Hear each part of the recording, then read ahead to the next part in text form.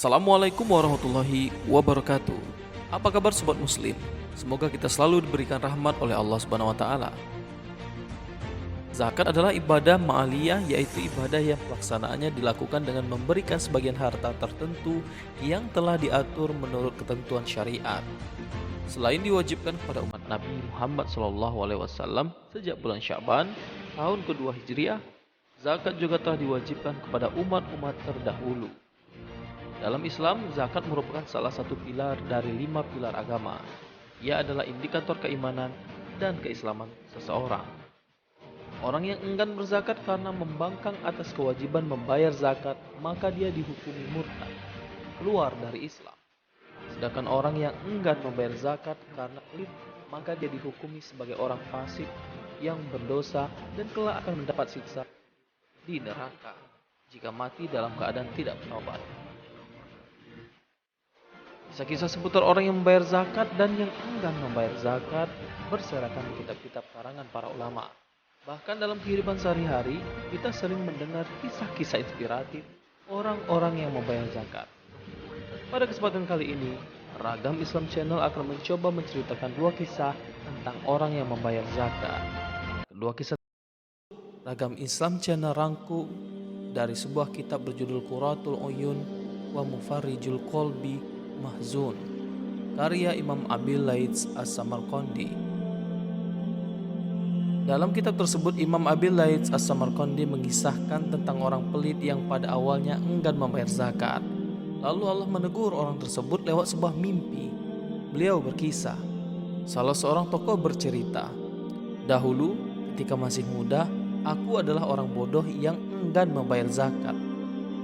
Aku memiliki kambing yang tidak pernah saya keluarkan zakatnya.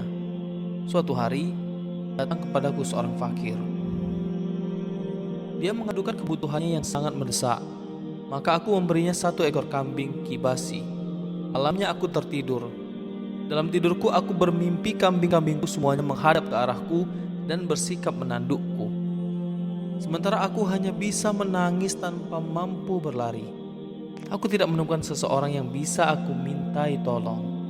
Tiba-tiba kambing kibasi yang aku sedekahkan kepada orang fakir itu datang menolongku. Ia berjibaku menghalau kambing-kambingku. Akan tetapi, karena kambing-kambingku begitu banyak, mereka mengalahkan kambing kibasi yang hanya sendirian itu. Hampir saja kambing-kambingku membunuhku kalau saja aku tidak terbangun. Sungguh, jantungku seperti mau copot karena kaget dengan mimpi itu. Aku lalu berkata, demi Allah, aku akan menjadikan pengikutmu banyak. Maka aku bersedekah dengan 1/3 kambing-kambingku dan aku bertobat dari enggan membayar zakat.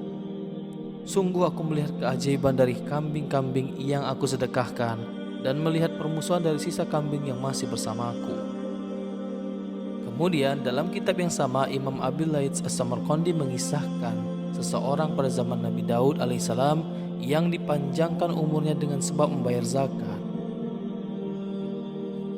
Beliau bercerita, diriwayatkan bahwa ada seorang pemuda tampan bertamu kepada Nabi Daud alaihissalam pada malam resepsi pernikahannya. Sedangkan malaikat maut duduk di samping Sayyidina Daud alaihissalam untuk memberi salam. Lalu malaikat maut tadi berkata, "Apakah engkau tahu siapa orang ini, wahai Daud?" Maka Nabi Daud alaihissalam menjawab, "Iya, dia adalah pemuda beriman yang mencintaiku.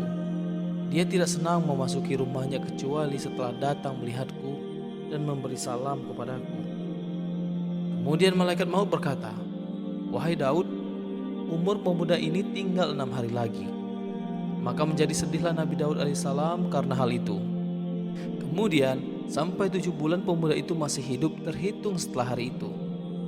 Maka tatkala malaikat maut datang, Nabi Daud alaihissalam berkata kepadanya, "Engkau bilang tidak tersisa umur pemuda itu kecuali 6 hari saja."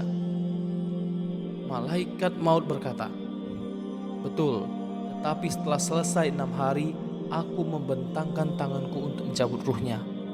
Tiba-tiba Allah berfirman, "Wahai malaikat maut, tinggalkan hambaku si fulan, karena sesungguhnya dia pernah keluyuran kemudian bertemu dengan seorang fakir yang sangat membutuhkan. Lalu dia memberikan zakatnya kepada orang fakir tersebut. Si fakir sangat senang dengan zakat itu. Kemudian dia mendoakan hambaku itu supaya diberi panjang umur dan supaya menjadi teman Daud alaihissalam di surga. Maka aku ridho dengan hambaku itu, dan sesungguhnya aku telah mencatat dari umur yang tinggal 6 hari itu dengan 60 tahun, dan aku tambahkan 10 tahun. Maka jangan cabut nyawanya sampai selesai masa itu. Dan sungguh aku telah mencatat dia sebagai teman Daud alaihissalam di surga. Lihatlah bagaimana keajaiban zakat pada kedua kisah tadi. Pada cerita pertama kita mengetahui bagaimana harta yang tidak dizakati sebetulnya adalah musuh bagi pemiliknya. Sedangkan zakat akan menjadi penolong baik di dunia, lebih-lebih kelak di akhirat. Kemudian dalam kisah yang kedua, kita dapat mengetahui bahwa salah satu manfaat zakat adalah memperpanjang usia. Sebagaimana usia pemuda yang tinggal 6 hari, lalu dia berzakat sehingga Allah mengganti usianya yang tinggal 6 hari tersebut menjadi 60 tahun.